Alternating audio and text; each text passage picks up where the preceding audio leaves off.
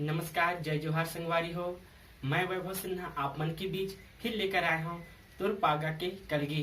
संगवारी हो, sound quality की बात करूँ तो थोड़ा खराब है। अपन मोबाइल से ही ये रिकॉर्डिंग करी हूँ और वीडियो ला बनाया हूँ। अगर पसंद आती मोर वीडियो है तो मोर चैनल लाइक शेयर और सब्सक्राइब जरूर करो।